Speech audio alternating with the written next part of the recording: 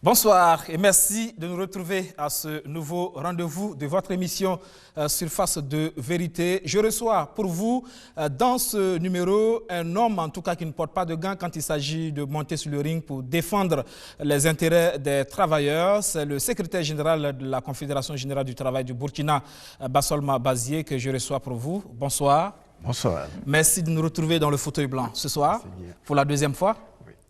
Alors, à l'époque, quand vous remplaciez Tolé Sagnon, c'est vrai que beaucoup se disaient est-ce qu'il allait être à la hauteur de ce baobab de la lutte syndicale au niveau de Burkina, mais finalement, je pense que vous avez réussi à convaincre plus d'un aujourd'hui.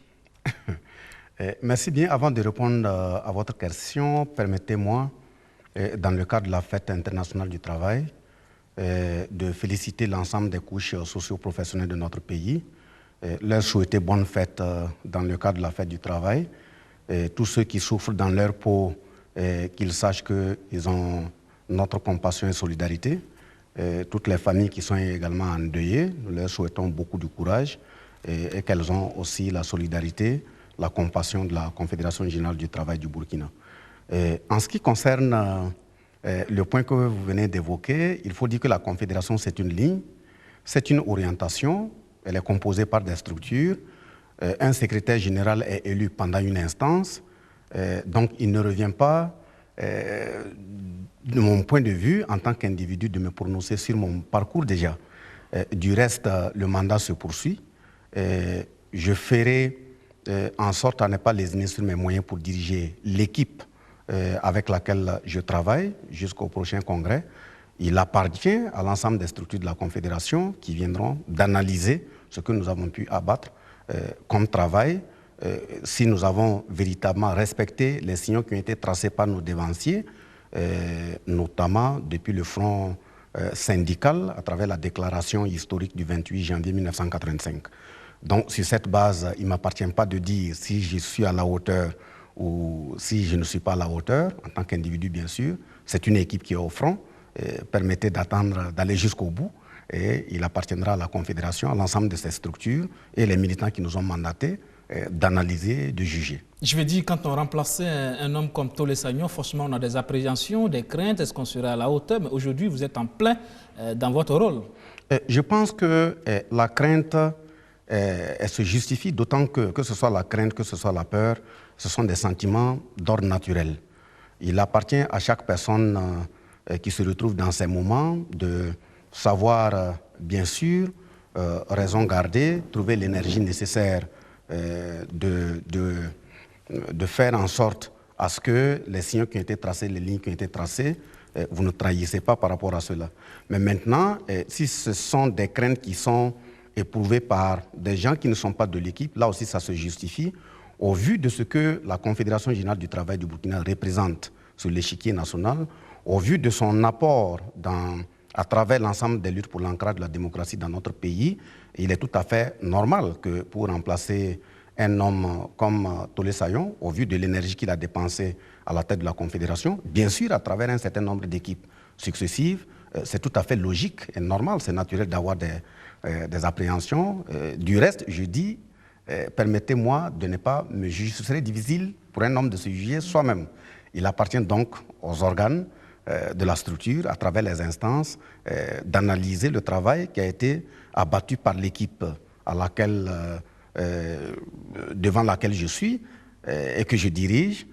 Permettez donc à cette structure de revenir certainement à un congrès, d'analyser, d'apprécier et de voir si véritablement les signaux qui ont été tracés, nous avons pu les emprunter. Quand on parle de Bassolma Bazié, c'est aussi un style quelque peu peut-être différent de Tolé Sagnon.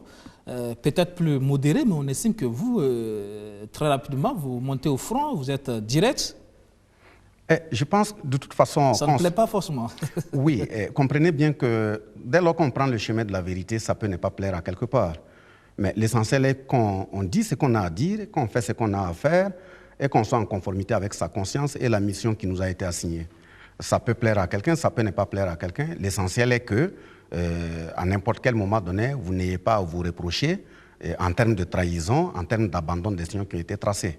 Vous savez très bien que quand vous vous battez pour acquérir un certain nombre d'acquis, pour les travailleurs, pour les populations, les couches socio-professionnelles, que vous ne vouliez pas, vous les arrachez des mains d'autres personnes.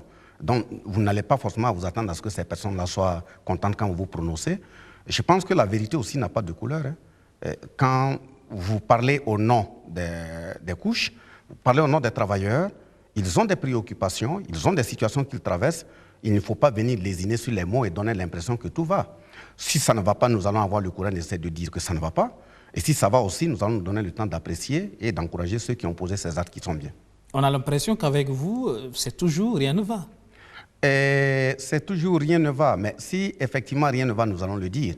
Mais il faut dire que quand même nous avons, au vu d'un certain nombre d'acquis que nous avons pu arracher, félicité les travailleurs. Donc quand nous disons que rien ne va, il est essentiel pour nous de mettre toujours l'accent sur ce qui reste à faire, d'autant que quand nous analysons ce qui reste à faire est toujours nettement supérieur à ce que nous avons déjà fait ou ce que nous avons pu avoir comme acquis. Jamais de félicitations pour le gouvernement, même quand il y a des efforts. Bien sûr, comme je l'ai dit, les acquis que nous arrivons à avoir, ce ne sont pas des acquis qui sont donnés de gaieté de cœur par le gouvernement. J'en prends quelques exemples. Si vous prenez le cas de l'annulation ou de l'abrogation du décret qui instituait les zones rouges dans notre pays, le gouvernement a toujours trouvé des arguments pour estimer que ce sont des voies qui partaient vers des institutions. Il ne fallait pas penser à un seul instant qu'on pouvait les abroger. Aujourd'hui, ce sont des zones rouges abrogées qui n'existent plus dans notre pays. C'est un acquis hautement démocratique et politique. Nous prenons le cas du régiment de sécurité présidentielle.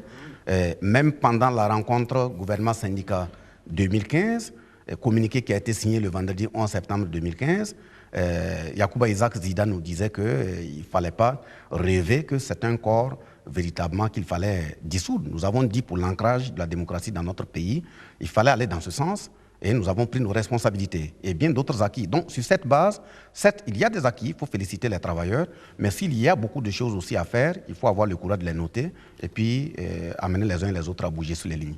Alors, pour certains observateurs, la lutte syndicale, les syndicats ont quelque peu à un moment donné, notamment aux dernières heures de la chute du régime Compaoré, laissé un peu le champ aux politiques, notamment à l'opposition, qui visiblement semblait plus mobilisée que les syndicats. Il y en a qui vous ont même accusé de n'avoir pas été ferme, effectivement, au moins ces dernières heures du régime Compaoré.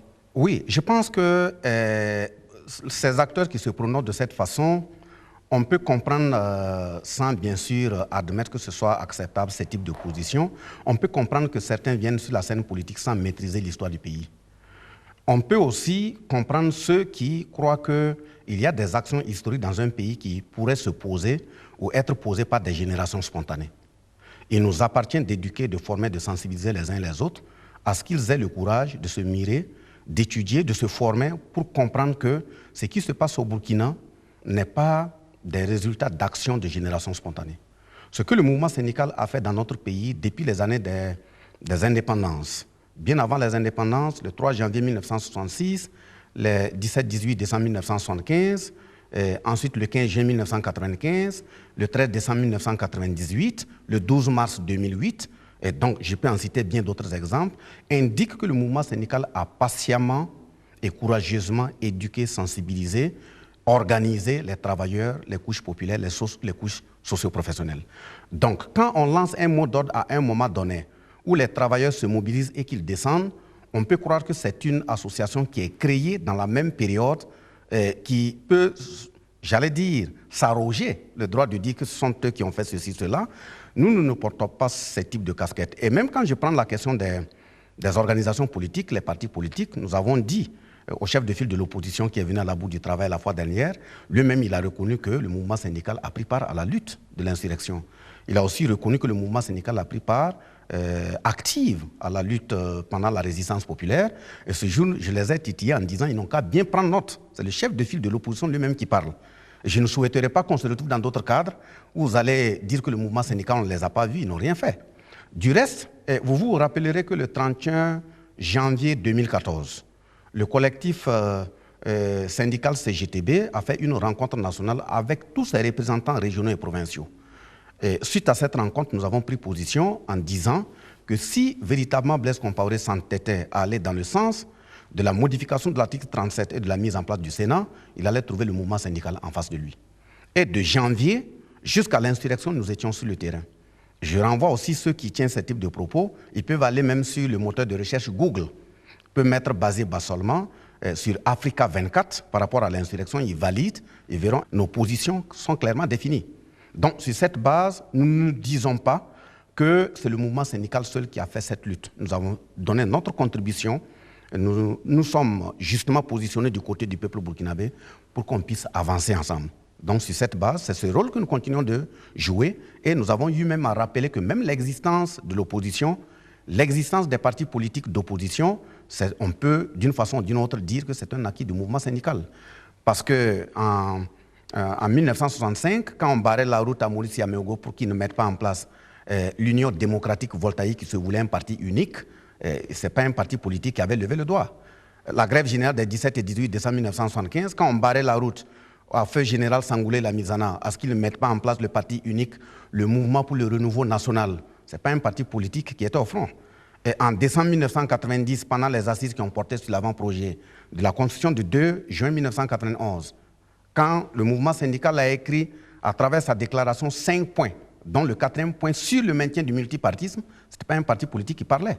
Donc sur cette base, si nous n'avons pas lésiné sur nos énergies à faire en sorte à ce que le multipartisme soit maintenu, je comprends que des acteurs nouveaux dans le monde politique arrivent, qui ignorent le parcours de notre pays et ils pourraient estimer sur cette voie-là que le mouvement syndical n'a pas apporté sa contribution et c'est fort dommage. Et c'est pour ces acteurs, et justement, c'est avec le putsch manqué du 16 septembre qu'on a véritablement senti que le mouvement syndical s'est replacé véritablement comme leader, comme acteur très actif en tout cas dans la lutte à travers l'appel que vous avez lancé à l'époque. Et depuis ce temps, on a comme l'impression que effectivement le mouvement syndical a repris du poids de la bête. Oui, le mouvement syndical est toujours au front.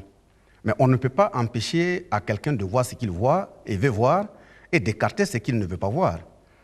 Donc si on lit l'évolution sociale, toutes les actions sociales qui sont posées au front, pour quelqu'un qui est objectif, il ne peut que reconnaître que le mouvement syndical a toujours été au front.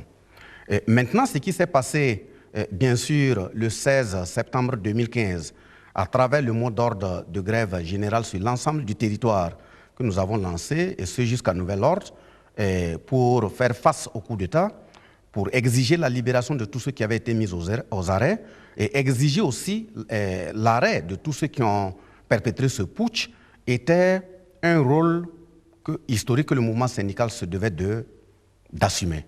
D'autant que, je l'ai dit tantôt, nos dévanciers ont tracé des sillons et ils ont été des braves face à leurs responsabilités. Ils se sont assumés, il n'y a pas de raison qu'on parle de relève et qu'on vienne faire autre chose. Et si face à ce coup d'État, face à ce recul démocratique, on ne prenait pas véritablement nos responsabilités, on allait avoir à rendre compte aux générations futures. Et comme on ne souhaiterait pas regarder les générations futures la tête basse, voilà pourquoi nous avons préféré nous assumer. L'unité d'action syndicale, effectivement, vous le dites tout à l'heure, a reçu une visite du chef de file de l'opposition politique. Visiblement, c'est ensemble désormais, main dans la main pour la lutte. Et ensemble, ce serait trop dire. De toute façon, nous avons dit à l'ensemble de l'opposition que le rôle du mouvement syndical n'est pas la conquête et la gestion du pouvoir d'État. Le rôle d'une organisation syndicale appartenant à la société civile, si je peux me prononcer ainsi, est de contrôler l'action politique, éveiller les consciences, sensibiliser, et si véritablement l'impact de ces actions politiques met les populations dans des travers, il est de notre devoir de réagir. Et le contrôle de l'action politique ne se limite pas seulement à ceux qui sont au pouvoir, c'est y compris à ceux qui s'opposent dans l'objectif de conquérir le pouvoir et de le gérer. Vous avez bien vu que pendant notre mot d'ordre, au cours du putsch de septembre 2015, nous avons aussi lancé un appel à l'ensemble des couches socio-professionnelles et aux travailleurs de s'investir à éviter toute trace de guerre civile dans notre pays. Et nous savons que les affrontements civils dans les pays, généralement, ça ne vient pas seulement du côté du pouvoir. Des acteurs de l'opposition également peuvent, dans leur comportement, dans leur façon d'agir, dans leurs propos, appeler à l'affrontement. Donc, sur cette base, nous disons qu'en tant qu'organisation de masse, au sein desquelles on peut retrouver des militants de partis politiques d'opposition comme des militants des partis au pouvoir, il ne nous appartient pas de nous laisser téléguider ou orienter par un parti politique d'opposition. Nous avons été très clairs. Autant nous sommes très regardants vis-à-vis de ceux qui sont au pouvoir, en termes de prise de décision, en termes d'application de leur politique, nous serons aussi regardants à l'endroit de l'opposition en termes de comportement, en termes d'action. Et à côté de l'opposition politique, il y a aussi cette génération spontanée d'organisations de la société civile aussi qui pense avoir effectivement joué un rôle et qui aussi veut en tout cas jouer tout son rôle dans cette veille citoyenne. Oui, mais c'est très bien, on ne peut que saluer cela, mais tout en saluant cela, c'est d'interpeller la jeunesse, de faire en sorte à se former, à se mettre aux côtés des dévanciers, maîtriser l'histoire du pays pour ne pas aller dans les travers. Parce que quand on crée une association en 2013 ou 2014 et estimer que les dévanciers n'ont jamais rien fait, c'est nous qui avons fait ceci, c'est nous qui avons fait cela, c'est de la naïveté. Je ne dirais pas que c'est de l'inconscience, mais il est essentiel que quand on veut contribuer à la construction du pays, il est essentiel de savoir les dévanciers, qu'est-ce qu'ils ont fait et dans quel sens ils ont posé leurs actes, de nous nourrir, de faire en sorte à ce que ceux-ci nous accompagnent pour nous orienter, pour que là où peut-être ils n'auraient pas pu réussir, ou là où ils n'ont pas réussi, ou là où ils n'ont pas assez réussi, ils puissent nous conseiller pour mieux réussir.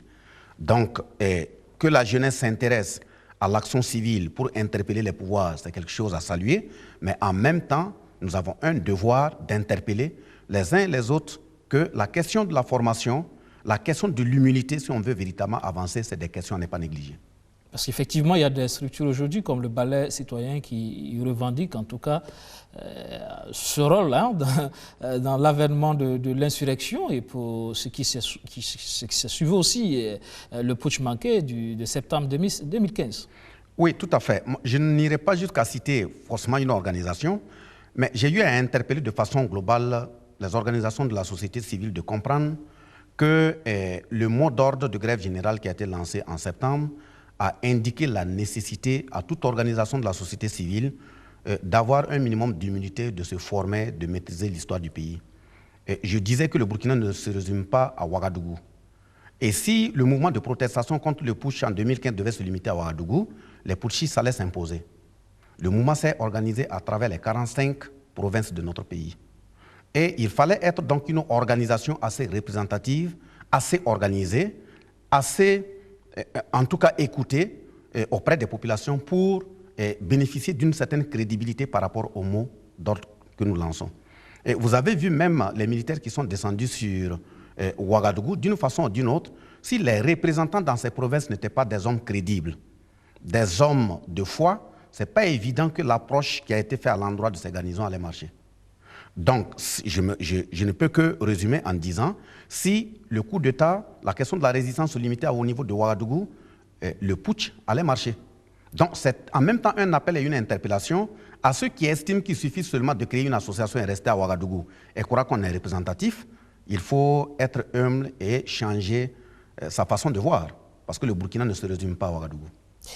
Effectivement, sous la transition, ces structures, en tout cas, étaient en vue. Et aujourd'hui, à l'heure du bilan de la transition, il y a des choses qui se révèlent et on parle aussi de l'argent qui a beaucoup circulé au sein des structures de la société civile. Oui, mais sur ce point, effectivement, c'était nous notre inquiétude depuis le 1er novembre 2014. Nous avons fait une conférence de presse au centre Norbert Zongo pour dénoncer la récupération de l'insurrection et le fait qu'on ait conduit un représentant du régiment de sécurité présidentielle en son nom de Yacouba Isaac Zida pour prendre le pouvoir. Parce que depuis les années 1966, précisément le 3 janvier 1966, l'armée est restée au pouvoir jusqu'à ce que véritablement l'insurrection ait encore été récupérée par Zida, accompagnée par des organisations de la société civile. Voilà pourquoi je parle tantôt de la nécessité de se former et de maîtriser l'histoire du pays et de rester humble. Ça permet, même si on va se tromper, de se tromper moins. Aujourd'hui, l'histoire rattrape tout un chacun dans ses actes. Je me rappelle que le mouvement syndical en son temps a été traité de rucrate. Des organisations de la société civile ont même donné 10 jours aux tenants du pouvoir de nous mettre aux arrêts. Et si on n'était pas mis aux arrêts, ils allaient le procéder à travers leurs militants, à travers une guérilla urbaine pacifique, c'était leur terme. pour nous mettre aux arrêts, nous déposer dans les différents commissariats et gendarmeries. Mais nous sommes restés sereins. Nous avons dit que le combat du mouvement syndical, c'est depuis les années 1946. Et nous sommes assis sur un socle qui a été construit par nos dévanciers. Et dès lors qu'on a un minimum d'humilité et on se réfère à ces sillons tracés par ces dévanciers, même si on va se tromper, on se trompera moins. Et l'histoire nous donne raison. Ce que nous exigeons de la part des autorités actuelles, c'est de faire de fond en comble véritablement l'audit de la gestion de la transition et l'audit de toutes les institutions, pas seulement en se limitant à la transition, même bien avant la transition, il faut véritablement faire l'audit de la gestion de ces institutions et qui a posé quel acte, dans quel sens, quels sont les impacts et que les uns et les autres répondent devant la justice. Parce qu'on a eu comme l'impression que sous la transition, les gens se sont dit, nous représentons le peuple, alors on pouvait tout se permettre sans avoir à rendre compte demain. C'est oui. Un peu cette impression. On a eu l'impression aussi que vous, structures organisées sérieuses, avez manqué aussi d'intérêt vis-à-vis de la gestion au présent des deniers publics. On a comme l'impression que tout le monde avait le regard tourné vers la gestion des 25 ans du régime Compaoré. Il fallait rendre compte, il fallait attraper, mettre en tout cas à la disposition de la Haute Cour de justice tous ces anciens ministres qui auraient volé. Mais la gestion au quotidien, sous la transition, on a visiblement, beaucoup de gens ont fermé l'œil là-dessus. Pas du tout. Pas du tout, nous n'avons pas fermé l'œil. C'est parce que justement, ceux qui ont détourné l'insurrection, que nous avons dénoncé à travers la conférence de presse du 2 novembre, savaient exactement dans quel sens ils voulaient aller. Et nous aussi, on suivait de près. Ils ont été accompagnés aussi par les officines internationales pour même détourner l'attention et leur dire que leur rôle se limitait seulement à l'organisation d'élections présidentielles dans notre pays. Nous avons bien dit que nous n'avons pas fermé l'œil, d'autant que ces autorités ont été interpellées maintes fois. Mais quand elles ont vu que notre regard critique sur leur gestion leur posait problème, ils se sont précipités à aller signer une charte dans laquelle ils ont totalement mis le mouvement syndical de côté. La charte a été signée par les partis politiques, les représentants coutumiers, les forces de défense et de sécurité et les organisations de la société civile. Deuxième aspect, ne voulant pas ce œil critique, quand nous avons été contactés pour entrer dans le gouvernement de transition, ou même au niveau du Conseil national de la transition, nous avons dit qu'il n'était pas du rôle d'une organisation syndicale de s'asseoir ni dans un ministère, ni dans un Conseil national de la transition. Mais et si on était contraint, au vu de la situation nationale, de prendre nos responsabilités de le faire, nous allons le faire sur la base du bénévolat. Et depuis que nous avons parlé de bénévolat, personne ne nous a recontactés. Vous avez vu que les uns et les autres sont frappés dans la rue, aller s'asseoir au CNT, prendre 1 778 000. Mais c'est 1 778 000 octroyés à chacun. Les ministres qui se sont donné même des bonus à la fin de leur mandat. Est-ce que les martyrs de la transition, le sens sur lequel ils ont marché, nous avons tous pris l'engagement sur les cercueils de ces martyrs de l'insurrection le 2 décembre 2014 à la place de la Nation, que plus rien n'allait être comme avant. Aujourd'hui, ces martyrs, que deviennent-ils? Les familles de ces martyrs, que deviennent-elles? Les enfants de ces martyrs, que deviennent-ils? Donc voilà pourquoi nous disons que véritablement là où se trouve la lumière, l'obscurité ne peut que se plaindre. Donc nous constatons qu'aujourd'hui, il y a des éléments qui nous amènent à être fondés à dire que les gens avaient une vision de leur transition au niveau de laquelle ils ne voulaient pas un œil critique. Donc, mais nous n'avons pas lésiné sur les moyens. Et c'est ce qui s'est terminé par les menaces. On nous a même dit, à travers l'ex-ministre de l'administration territoriale Barry, il a dit « on vous connaît, on vous suit » à travers un discours. C'était des menaces. Vous avez vu dans quel cadre nous avons arraché la place de la Nation pour commémorer le 13 décembre 2014. Donc, c'est pour dire que le mouvement syndical n'a jamais été voulu. Et je prends le dernier exemple au niveau de la Commission nationale sur la réconciliation. Nous avons expressément écrit pour dire que même si nous n'avons pas signé la charte, même si nous ne sommes pas au gouvernement, au CNT, de toute façon, ce n'était pas notre rôle, nous sommes prêts à donner notre contribution au sein de la Commission pour la réconciliation nationale. Nous n'avons pas été considérés, nous n'avons pas été pris en charge. C'est quand il y a eu des démissions que Zida nous a rencontrés pour dire qu'il y a eu 2 démissionnaires, si on pouvait venir. Nous ne sommes pas des cartes de remplacement. Alors, quand vous parcourez aujourd'hui le rapport d'audit de l'Autorité supérieure du contrôle d'État et de lutte contre la corruption, ça vous étonne tout ça, tout ce qui est révélé? Mais ça ne peut pas nous étonner, mais nous restons sur notre faim parce que la question du travail, tout en félicitant les acteurs techniques qui ont mené ce travail, ça ne doit pas être parcellaire, ni par portion. Les contrôles que nous exigeons, si ça c'est un début, on ne peut que saluer, mais ça ne doit pas se limiter à là. Parce que la question foncière ne se résume pas à Ouaga 2000. Le mouvement syndical a revendiqué toujours à ce qu'il y ait un fichier informatique unique sur le foncier dans notre pays. Pourquoi les uns et les autres ne veulent pas avancer dans ce sens? Nous avons même constaté que même les autorités actuelles, avec les libérations tout azimuts qui sont faites, sans nous expliquer exactement les tenants et les aboutissants, on ne peut pas croiser les bras. Et quand nous voyons aussi certains qui ont été plongés dans des malversations foncières, qu'on rappelle, on met à des postes de nomination politique de haut niveau, mais nous restons sur notre soif. Donc la question de l'impunité... Vous faites allusion à qui? Je fais allusion à qui? À Kourgou, il y a eu un verger qui a été partagé entre les Salif Diallo, les Rochmar, Christian Kabouré et autres. Vous pensez à Sédou Zagré? De toute façon, vous avez prononcé le nom, donc vous savez de qui vous parlez. Alors, donc, vous restez sur votre veille. Vous avez dit pas de répit pour ce nouveau gouvernement. Et pour ce premier méfait du travail, vous avez dit, vous l'avez placé sous le signe de l'offensive. Bien sûr, il faut d'abord dire que le 1er mai, c'est une date mémoriale pour nous. Date au cours de laquelle nous nous inclinons devant, en tout cas, l'image de tous ceux qui sont tombés au front, les armes à la main, en termes de conquête de la liberté, de l'approfondissement de la démocratie, en termes de conquête de meilleures conditions de vie et de travail pour les travailleurs. Vous savez très bien que le 1er mai 1886, des travailleurs de Chicago ont été massacrés dans le cadre de la revendication de la réduction du temps du travail à 8 heures. Le temps du travail était à 14 heures.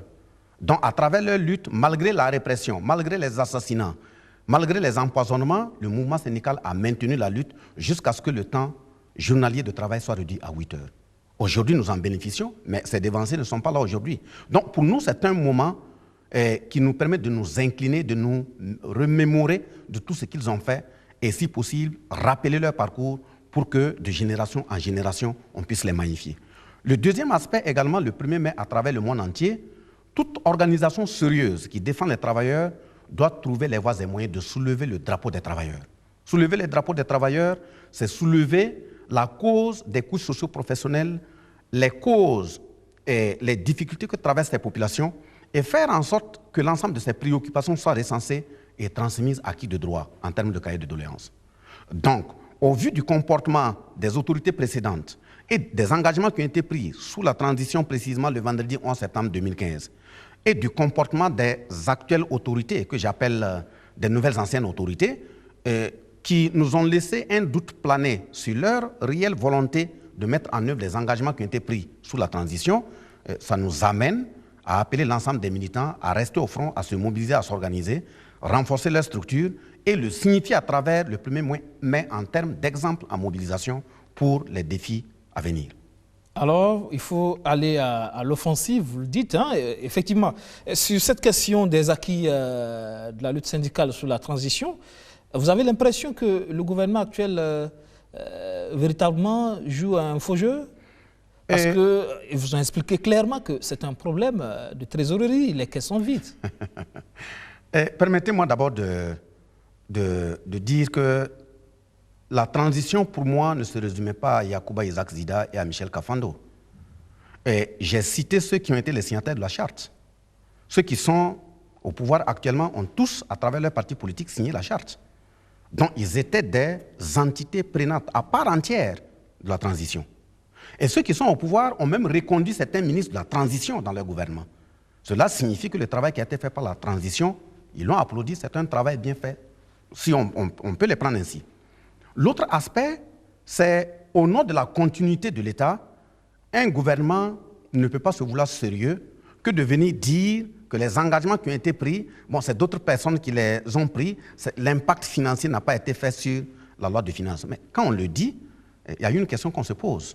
Mais au moment où la loi de finances était votée par la transition, leurs représentants au niveau du Conseil national de la transition et les représentants au niveau des ministères, ils étaient où? Donc, pour nous, nous pouvons comprendre que quand on nous dit même que le pays n'a pas de moyens, cela dépend du comportement du gouvernement. Les crimes économiques et les crimes de sang dont nous revendiquons la lumière là-dessus, quel est le comportement des tenants du pouvoir actuellement? Mais j'ai dit tantôt que quand on libère des gens de façon large au niveau des prisons sans nous justifier, pourquoi? Il y a un problème. On vous parlera d'indépendance de la justice. Oui, on nous parlera d'indépendance de la justice, mais l'indépendance de la justice, qu'on le veuille ou pas, ils ont bien dit, c'est l'indépendance de la magistrature et non l'indépendance des juges. Hein. Donc, sur cette base, L'indépendance de la justice, pour moi, c'est un faux fuyant. C'est un faux fuyant parce que la question des structures qui sont mises en place pour contrôler la gestion des institutions, les questions des revendications qui portent sur l'ensemble des audits, ainsi de suite, qu'en a-t-il été fait? Donc, sur cette base-là, la question de l'indépendance de la justice ici ne tient pas. Ça ne tient pas la route. Donc, s'il y a des déboires et que les travailleurs sont obligés de prendre leurs responsabilités, y compris les populations, au-delà de la justice, c'est le gouvernement qui sera visé. Donc, il serait très facile aujourd'hui de se mettre de côté et puis dire que c'est une question d'indépendance de la justice. Du reste, qui donne les moyens à cette justice-là pour travailler? Vous avez vu, les magistrats ont manifesté à un moment donné par rapport non seulement à leurs émoluments, mais aussi en termes de moyens de travail. Il y a des institutions judiciaires, aujourd'hui, vous y allez, quand ils rendent la décision, même pour tirer une décision de justice, tantôt ils disent qu'il n'y a pas d'encre, il n'y a pas d'appareil informatique, il y a un problème. L'indépendance, elle se trouve où? Mais on a comme l'impression que les organisations syndicales de la justice, ils ont eu gain de cause côté pécunier, financier, ça suffit. Côté matériel, on n'en parle plus. Ce n'est pas qu'ils n'en parlent plus. Je pense bien qu'ils sont en train de veiller. C'est des engagements qui ont été pris par le pouvoir en place. Si vous vous rappelez même quand ils ont convoqué les États généraux de la justice, à travers Mme Joséphine, ex-ministre de la Justice en son temps, le collectif syndical CGTB s'était retiré de cela en disant que c'était pour nous une foire. Mais la preuve est que malgré toutes les décisions qui ont été prises, des rencontres qui ont été évaluées à près de 300 millions et quelques, l'impact aujourd'hui sur la justice, c'est quoi? Vous avez même appris que hier ou avant-hier, au niveau de Dédougou, il y a une gendarmerie ou des gendarmes dont les domiciles ont été pris en partie par les populations. Donc, il y a des dossiers judiciaires qui s'entassent au niveau de la justice, il n'y a pas de jugement. Vous voyez, même jusqu'au niveau des GSP et autres, ils étaient aussi en mouvement après les magistrats. Donc, sur cette base, nous estimons qu'il appartient, en termes d'engagement politique, du reste, le président, son Excellence Roch-Marc Christian Kaboré, l'a dit pendant sa campagne qu'avec eux, ça sera zéro dossier sur l'impunité. Donc, s'il y aura zéro dossier sur l'impunité, ça signifie que la question de l'impunité sera totalement réglée. Nous les attendons aux actes. Donc, c'est une question qu'il a pris, dont il a considéré dans son programme pendant la campagne présidentielle, donc il la met en œuvre. Mais admettez quand même qu'il hérite d'un pouvoir, en tout cas dans un contexte assez difficile quand même. Quand vous n'êtes pas auteur de votre budget, que vous devez tout reprendre, la loi de rectificative vient d'être votée, ça veut dire qu'on ne pouvait pas exécuter le budget 2016.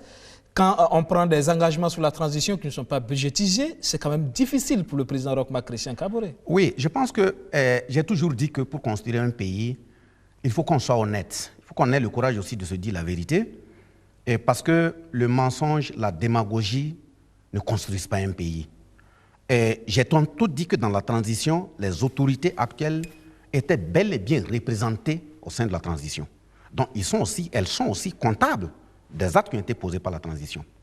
Le deuxième aspect, quand on me dit que Roch-Marc Christian Kaboré est venu trouver des dossiers dont c'est difficile à gérer, je dis il faut qu'on se dise la vérité. Roch-Marc Christian Kaboré n'a pas 100 jours au pouvoir. Ils sont au pouvoir depuis les années 1987. C'est eux qui ont construit le système avec Blaise Compaoré.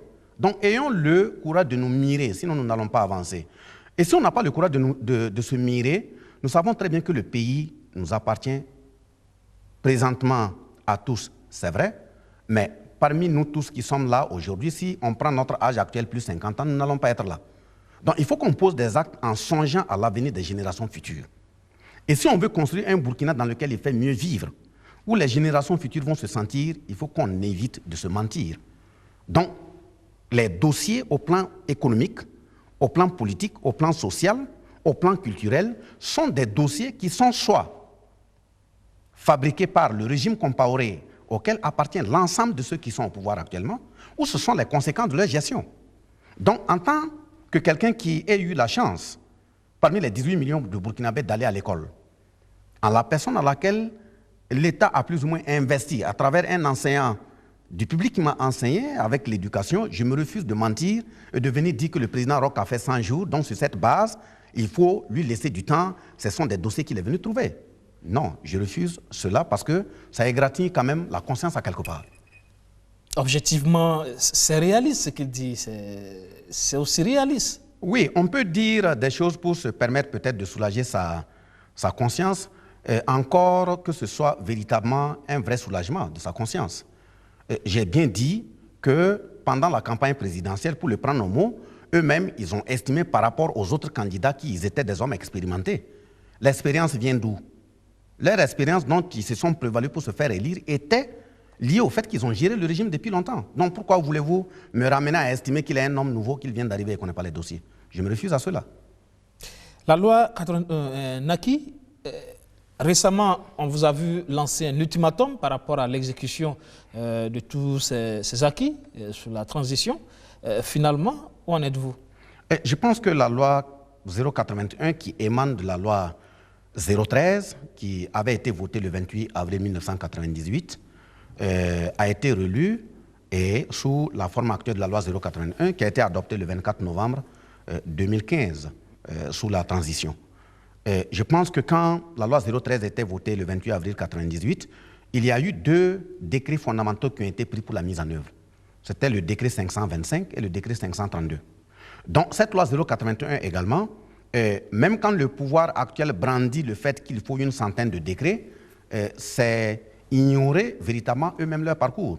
Il y a 2 décrets fondamentaux qui sont nécessaires pour la mise en œuvre de la loi. C'est le reversement et ce qui porte sur grille indiciaire. Donc, sur cette base, ces 2 décrets, le comité vient de se réunir à Koudougou. Il est rentré samedi. Les travaux ont été transmis au gouvernement. Et à travers le chronogramme que nous avons reçu, je pense qu'ils ont dit que le premier conseil de ministres qui allait suivre immédiatement, ils allaient procéder à la signature de ces 2 décrets. Parce que quand on vote une loi et qu'il n'y a pas de décret d'application, on ne peut pas l'appliquer. Donc, c'est à travers les décrets d'application que véritablement, ça doit être appliqué. Donc, si les décrets sont signés, nous attendons véritablement sans délai à ce que ce soit mis en œuvre. Pourquoi? Parce que vous savez très bien qu'avec la relecture et l'adoption de la loi 081, tous les travailleurs qui sont partis à la retraite à partir de décembre, ils ne peuvent pas avoir de pension. Puisque la loi 013 n'existe plus, il faut attendre les décrets d'application de la loi 081 pour la mise en œuvre. Mais vous imaginez quelqu'un dont le salaire même ne suffit pas.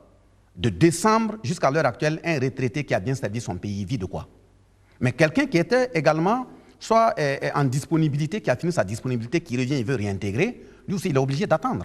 Donc, il fallait forcément prendre ces 2 décrets qui permettent l'application entière de la loi pour permettre aux travailleurs de rentrer, en tout cas, dans leurs droits. Donc, voilà pourquoi nous avons interpellé le gouvernement. Du reste, une question d'ultimatum, c'est pour alerter le gouvernement que notre patience a une limite, d'autant qu'on a rencontré le Premier ministre le 23 février, nous avons rencontré le ministre de la fonction publique le 25 février, et le 25 février, il nous a promis, au plus tard le 15 mars, pour recevoir un chronogramme clair de mise en œuvre. Voilà. Du 15 mars jusqu'au 31 mars, il n'y a pas eu de réaction, pas de coup de fil, pas de correspondance. Donc, il a fallu qu'au niveau du collectif syndical CGTB, nous prenions nos responsabilités et l'interpeller. Et suite à cela également, l'unité d'action syndicale est rentrée en jeu pour davantage interpeller. Donc, sur cela, d'ici mardi, nous allons nous retrouver et puis réunir l'ensemble des documents et voir véritablement qu'est-ce qui a été apporté comme réponse à toutes ces préoccupations. Mais on peut dire que les choses semblent aller sur la bonne voie. Donc, peut-être il faut mettre entre parenthèses l'offensive syndicale. On ne peut pas mettre entre parenthèses l'offensive syndicale parce que même si nous avons toujours dit qu'un acquis n'est jamais définitivement acquis si vous dormez. Si on vous remet un acquis et puis vous estimez que vous l'avez dans les mains, vous dormez, le pouvoir politique va l'arracher. Donc il faut toujours rester en veille, ça c'est un. Et deuxième aspect, la signature des décrets ne signifie pas que la lutte est finie, il faut aller dormir. Nous attendons l'application entière et intégrale à l'ensemble des travailleurs. Et il faut aussi dire qu'à ce niveau, les cas que je viens de citer, que ce soit les cas des retraités, ceux qui sont en fin de disponibilité, les travailleurs attendent. Donc sur cette base, il ne faudrait pas qu'on prenne en otage la vie des travailleurs qui, face auxquels il y a beaucoup de préoccupations au plan social, au plan économique, au plan culturel. Vous savez très bien qu'un fonctionnaire dans notre pays, dès lors que vous avez un revenu mensuel, derrière vous, ce sont des familles. Je ne dis même pas une famille, ce sont des familles. Et sur cette base, un fonctionnaire qui est très bien intégré, je ne vois pas combien de mois pouvez-vous faire sans que vous ne soyez interpellé d'un village ou de 2 villages. Ceux qui ont voulu vivre en autarcie, en oubliant ses côtés positifs au plan social, vous avez vu même sous Blaise Compaoré, pendant des campagnes, des gens ont été désignés comme candidats politiques dans leur village, ils étaient méconnus. Donc nous, on ne souhaite pas que les travailleurs vivent de cette façon. Donc le salaire est un bien communautaire, qu'on le veuille ou pas. Certes, il faut travailler à rendre les gens indépendants, mais si vous prenez les 4 axes que ce soit en allant à Bobo Dioulasso, à Fadangourma, à Dori, à Pau, si vous vous arrêtez dans 10 maquis, mais il y a des tenanciers qui vont vous dire, près de 8 vont vous dire que c'est parce que mon grand frère ou ma grande sœur travaille dans tel lieu, c'est lui qui m'a donné l'argent pour ouvrir cela. Si vous parcourez les ateliers de soudure, la menuiserie, ainsi de suite, et même donc, dans le secteur informel, beaucoup de gens attendent que leurs frères fonctionnaires ou leurs sœurs fonctionnaires mettent la main à la poche pour qu'ils puissent avancer. Donc, sur cette base, quand on nous dit que les travailleurs ne sont pas représentatifs, on n'a jamais dit que le budget de l'État, c'est pour seulement les fonctionnaires. C'est un faux fuyant. Et c'est une vision étriquée et restrictive des engagements qui ont été pris par la transition, qui ne se résume pas seulement à la loi 081. Et alors, quand on vous dit que le Burkina vit dans un espace communautaire qui est l'UEMOA avec des normes et que cette masse salariale est en train de franchir la ligne rouge, mais ça a même déjà franchi la ligne rouge, ça, c'est aussi pour un gouvernant, c'est inquiétant. Oui. Et vous, travailleurs, devez être en mesure de comprendre ça. Non, mais permettez-moi de dire, je vous ai dit que les officines internationales ne sont pas forcément en place pour le bonheur des peuples. Que ce soit l'UEMOA, la CEDEAO, et ainsi de suite, ce sont des structures qu'on met en place pour pressurer les travailleurs et téléguider les gouvernants comme des sous-préfets coloniaux pour pouvoir payer la dette. Ces critères de convergence dont on parle de l'espace UEMOA, qui les a mis en place, qui les a définis? Et même si on met ça de côté, dans notre pays, vous savez très bien que dans nos revendications, il y a le fait qu'on interpelle nos autorités de faire en sorte à ce que la lutte contre la corruption, la lutte contre l'impunité des crimes économiques de sang soit une réalité. Que font ces autorités? Donc, quand dans les éléments qui doivent servir, à supposer même que techniquement je me limite aux éléments qui doivent servir sur ces critères de convergence de l'espace UEMOA, qui estiment que la masse salariale divisée par l'ensemble des recettes ne doit pas excéder 35,5% et que nous sommes à 49%. Mais presque la moitié du budget. Oui, mais justement, presque il la reste moitié quoi pour investir? Non, mais justement, laissez-moi, je vais terminer. Parce que le dénominateur qui se résume à l'ensemble des recettes, la fuite des capitaux, la corruption, les détournements, qui est responsable? Qu'on réponde à cette question. Quand je parle de fuite des hôpitaux, vous prenez les mines aujourd'hui, qui sont dans notre pays où l'État n'a pratiquement rien, parce que 10% par rapport à ce que ces investisseurs viennent exploiter de notre sous-sol, avec les débris qu'ils vont nous laisser et puis partir, ça ne représente rien. Les investisseurs qui font aussi de gros investissements. Mais justement, ils font des gros investissements, ils ne viennent pas pour nos beaux yeux, ce n'est pas de la philanthropie. Il y a eu des pays qui ont estimé que si vous ne pouvez pas faire à part égale, vous ramassez vos machines. Nous préférons garder notre sous-sol, certainement pour des générations futures qui auront le courage de dire véritablement, voilà nos intérêts, si vous voulez, vous respectez, si vous ne voulez pas, vous partez. Donc, le deuxième élément à ce niveau, quand dans une mine, on externalise le recrutement des travailleurs, ou même certains côtés financiers... Parce qu'il n'y a pas l'expertise sur place. Mais ils n'ont pas voulu l'expertise sur place. Voilà pourquoi je dis que la politique qu'on applique dans le centre du développement économique et social de notre pays est à repenser. Parce que si on se promène copier de gauche à droite des programmes d'ajustement structurel, des lois qui sont fabriquées par les officines des institutions de Bretton Woods pour venir appliquer, c'est clair que vos habitants ne vont pas s'en sortir. Donc, la question des indicateurs de convergence de l'espace UEMOA, il faut dire que si véritablement on veut aller dans le bon sens, que nos autorités se donnent les voies et moyens de combattre véritablement la question de l'impunité des crimes économiques. Il faut que tous ceux qui ont détourné là, il faut qu'on récupère. À Ouagadougou, ceux qui ont des immeubles qui ne payent pas des impôts, ils relèvent de qui? C'est ça la question. Mais quand vous prenez même au niveau de l'Assemblée nationale, des députés qui devaient faire face à ces préoccupations, vous prenez certains députés frappés du titre honorifique docteur, mais quand ils s'expriment, tu te poses la question s'il a fait la 5e. Mais avec des gens comme ça, on se pose bien la question, qu'est-ce que véritablement doit être produit pour notre pays? Donc, sur cette base, je dis les critères de convergence de l'espace UEMOA, ce sont des critères que les pays qui nous mettent au pas, les pays impérialistes qui nous mettent au pas, font des critères pour permettre à nos gouvernants qui se comportent comme des préfets néocoloniaux de payer la dette. Donc nous, on ne peut pas répondre à ça. Mais soyons réalistes, qu'est-ce qu'on peut faire? Ce que nous pouvons faire, voilà la proposition que nous avons faite.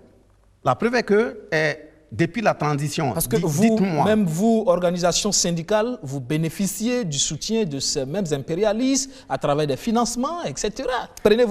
Commencez par prendre votre autonomie par là. Non, notre autonomie ne provient pas du financement de ces organisations internationales. D'abord, une organisation syndicale qui se veut crédible vit des financements et des cotisations de ses militants. Maintenant, il peut arriver que le peuple burkinabé, à travers un certain nombre d'entités, soit en relation par solidarité internationale avec d'autres peuples. Ce n'est pas la solidarité internationale entre les peuples ici qui est remise en cause. Parce que ceux qui s'organisent à travers ces organisations pour exploiter le peuple burkinabé exploitent les mêmes peuples chez eux. Il y a des combats qui se mènent. Et la preuve est que si je prends l'exemple de la France, là-bas, il y a des gens qui sont tués dans les rues par le froid. Ce n'est pas des maisons qui manquent. Donc, ça veut dire que l'exploitation n'a ni de elle n'a pas de limite, surtout dans tous les pays. Donc, notre autonomie financière ne relève donc pas du financement de ces organismes internationaux. Du reste, une organisation crédible fonctionne sur la base de ses règlements intérieurs, de ses statuts. Donc, si vous amenez votre financement, voilà ma ligne de conduite. Même si vous donnez votre argent, voilà là où je m'en vais. Donc, sur cette base, si ça ne vous correspond pas, partez.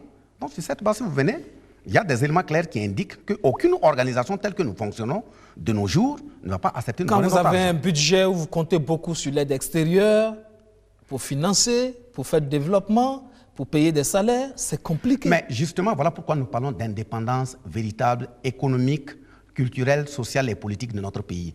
Parce que les mêmes titres d'aide extérieure dont on parle, si aussi on doit se dire la vérité, la question du franc CFA, depuis que ça a été créé, pourquoi c'est aliéné au franc français et à l'euro?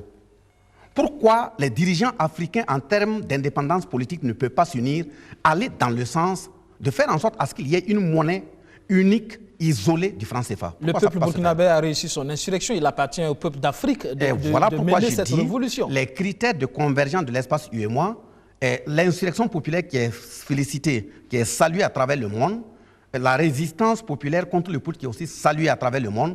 Pourquoi l'UEMOA n'amène pas ces textes pour les adapter et exiger que tous les pays de l'espace UEMOA devaient aller aussi dans le sens à éduquer véritablement les peuples à ce qu'ils aillent en insurrection quand ça ne va pas? Pourquoi ils ne le font pas? C'est des critères de convergence aussi en termes de démocratie, puis c'est salué à travers tout le monde entier. Parce que finalement, les dirigeants ont l'impression que, notamment, je veux parler du cas de Burkina, le gouvernement a l'impression que vous en demandez trop et vous oubliez qu'il y a des investissements à faire. Oui, il y a des investissements à faire. Tout le budget ne va pas aller dans les salaires quand même. Oui, justement, voilà pourquoi je dis que c'est une vision restrictive et très dangereuse des engagements qui ont été pris par le gouvernement. Je prends un premier élément. Quand nous demandons la réduction des prix des hydrocarbures, ce n'est pas une question de salaire ici. Et depuis 2006, nous avons démontré par A plus B qu'il y a beaucoup de taxes qui sont perçues sur les produits pétroliers dans notre pays.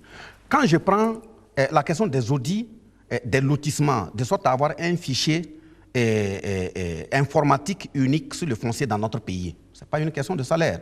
Quand nous demandons du gouvernement, où il y a eu l'engagement de réduire les prix des loyers des boutiques au niveau des marchés Zayar, ce n'est pas une question de salaire. Quand nous exigeons à ce que la loi qui a été importée en 2007, dans le sens de la mise en œuvre du continuum au niveau duquel nous avons près de 3000 écoles sous paillotes et autres abris précaires, où les enseignants sont assis dans ces abris cohabitant avec tout type de reptiles. Roch Kaboré promet de mettre fin à cela. Oui, nous attendons sur la pratique. Nous n'applaudissons pas des discours politiques. Vous prenez la question de l'université, où des étudiants se lèvent à 4 h du matin, il n'y a pas de place assise dans les amphis. Ils suivent des cours par la fenêtre. Et on applique un système licence, master, doctorat qui exige un apport de 60% de l'étudiant, où il doit être capable d'avoir un ordinateur. Et le Wi-Fi doit être disponible dans un pays où il n'y a même pas de courant. Il y a l'opération Un étudiant, un ordinateur. Oui, l'opération Un étudiant, un ordinateur. Nous avons combien d'heures par jour de courant? Là aussi, la question est posée. Nous avons combien d'heures par jour de courant? On va exploiter le soleil, c'est promis. Voilà, mais oui, voilà pourquoi je dis que ce sont des discours politiques. Moi, j'attends la pratique. Alors, aujourd'hui, comment vous voyez ce gouvernement face aux revendications du travailleur de façon globale? Vous avez l'impression que des efforts sont en train d'être faits ou alors vous n'y croyez pas vraiment? Parce qu'on sent déjà des gages. Non, moi, ce n'est pas le comportement du gouvernement, forcément, je regarde. Ce qui m'intéresse ici, c'est la mobilisation des travailleurs. J'ai dit aux travailleurs, rien ne leur sera donné un bon matin parce que Marc-Christian Kaboré a fait une bonne nuit. Hein. Ce sont des acquis qu'il va falloir se battre et arracher. Il faut se mobiliser. Donc, sur cette base, même s'il y a des acquis qui étaient, en tout cas, qui arrivent à être arrachés par les travailleurs, s'ils ne se mobilisent pas et ils ne gardent pas la vigilance, ils vont les perdre. La question, vous demandez 25% d'augmentation de salaire, par exemple, alors qu'effectivement, déjà, on estime qu'on est en train d'aller vers les 50%. Oui, mais 25%, j'allais dire même que 25%, c'est très peu. Parce que vous imaginez, par exemple, la dévaluation du franc CFA le 12 janvier 1994. Ça a érodé le pouvoir d'achat des travailleurs à plus de 50%. Les économistes aussi ont indiqué que l'inflation, après cette période jusqu'à nos jours, tout cumul fait, ça va dans les 25%. Ça veut dire qu'un salaire de 100 000 francs, par exemple, dans les années 1994, n'a de valeur réelle sur le terrain aujourd'hui que 25 000 francs. Donc, si on voulait être réaliste, si on avait même des dirigeants responsables, on n'a même pas à attendre forcément une revendication de réaménagement du salaire pour l'adapter aux conditions de vie du travailleur. Parce qu'au-delà du fait qu'il faille être physiquement présent dans un bureau, si vous n'êtes pas dans des conditions qui vous permettent de réfléchir, c'est votre masse charnelle qui sera au bureau, mais pas votre esprit. Donc, conséquence, c'est le travail qui prend un coup. Mais quand vous prenez un travailleur qui se lève le matin, il a même des difficultés pour déposer la popote sur une table. Il est en train de tourner dans tous les couloirs pour arriver au service en retard.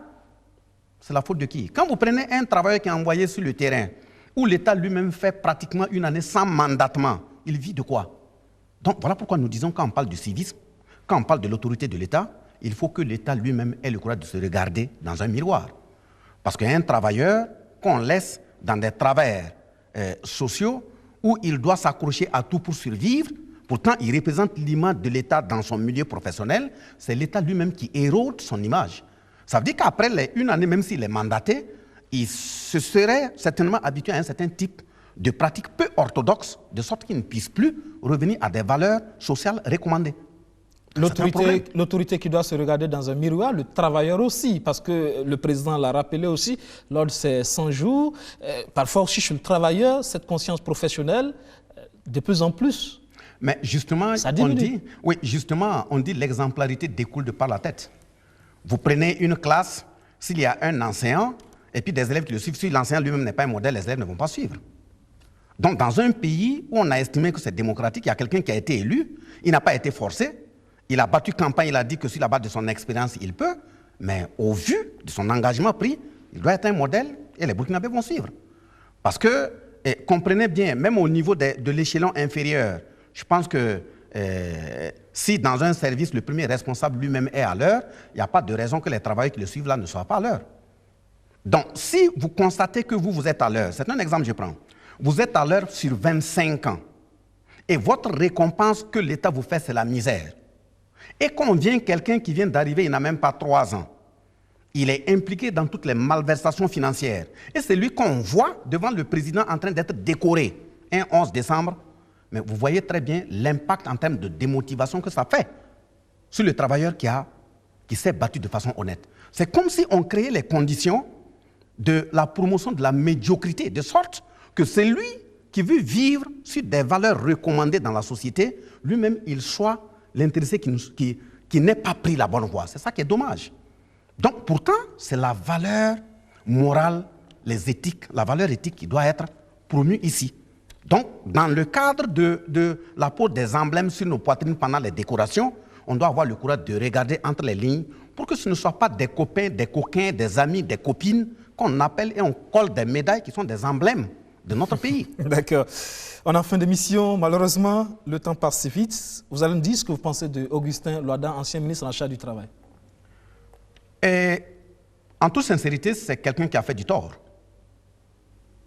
Il a fait du tort parce que pour quelqu'un qui a eu à diriger une organisation représentative de la société civile, le CGD, on s'attendait à mieux que cela. Parce que si je prends la mise en œuvre de la loi portant la journée continue, nous avons fait les remarques pendant la rencontre gouvernement-syndicat. La note qui a été prise pendant le conseil de ministres à FADA le 2 septembre, les travers aujourd'hui sont inestimables. Vous prenez cette journée continue qui a été répercutée de façon mécanique sur le scolaire, le primaire. Les enfants, à 14 heures dans les salles, ils dorment. Ils ne peuvent pas suivre. Donc voilà pourquoi nous disons pour prendre une mesure politique, quand un acteur social a le courage de vous interpeller, il faut savoir relire et revenir en arrière. Clément Sawadogo, actuel ministre en charge du Travail. Il est l'actuel ministre en charge du Travail, mais appartenant à l'ancien régime, je me dis que c'est quelqu'un qui devait en principe avoir les ressources et le courage nécessaire de savoir comment se doter d'un minimum de courage pour écouter la vérité. Et s'il y avait peut-être un conseil à donner, c'est de faire en sorte à ce que les acteurs qui ont le courage de dire la vérité soient les mieux écoutés. Simon Compaoré, ministre d'État, ministre en charge de la sécurité. Simon Compaoré, ministre d'État, ministre de la Sécurité, ce que je peux dire, c'est qu'il m'a semblé beaucoup de dossiers sur la question de la réflexion de la mairie. Et de mon point de vue, si on était dans un renouveau démocratique, il y a des gens qui devaient, en toute sincérité et humilité, refuser des postes nominatifs, laissant la justice véritablement faire le cours, parce que le ministère de la Sécurité, c'est un ministère où on a besoin des hommes qui sont en dehors de tout reproche. Parce que ceux qui portent la tenue, pour les diriger, il faut véritablement être un modèle. Salif Diallo, président de l'Assemblée nationale. Et je pense que la critique que je porte également sur Simon va aussi à l'endroit de Salif Diallo. Je dis que ce sont des gens, certes, qui se sont battus pour le pays, mais de mon point de vue, si on était véritablement dans un renouveau démocratique, il y a certains qui devaient mettre la jeunesse à leur niveau en avant et rester dans l'ombre pour les accompagner, mais pas eux-mêmes en face des affaires. Et pour terminer, Roch-Marc Christian Kaboré, président de FASO. Roch-Marc Christian Kaboré, c'est quelqu'un, en principe, auquel on devait mieux s'attendre, d'autant que quand on prend même son parcours social, on estime qu'il a été à l'abri du besoin. Et quand on est à l'abri du besoin, on devait avoir le courage de ses propos et de ses engagements. Et malheureusement, ici, dans la politique, ce n'est pas une question de bonne personnalité individuelle. Vous servez un système, et quelle que soit votre bonté, le système n'a pas de sentiment. Il n'y a que des ordres à appliquer. Bon, c'est ce que je peux constater. Merci. On est en fin d'émission. Merci d'être passé dans le fauteuil blanc. Merci bien. Mesdames, Messieurs, nous sommes en fin d'émission. Merci à toutes et à tous de nous avoir suivis, que ce soit à Ouagadougou, dans les capitales régionales, mais également dans toute l'Afrique francophone. Un bonsoir particulier à tous ceux qui nous suivent du côté de Libreville. Excellente suite de programme sur la chaîne au cœur de nos défis. Bonsoir.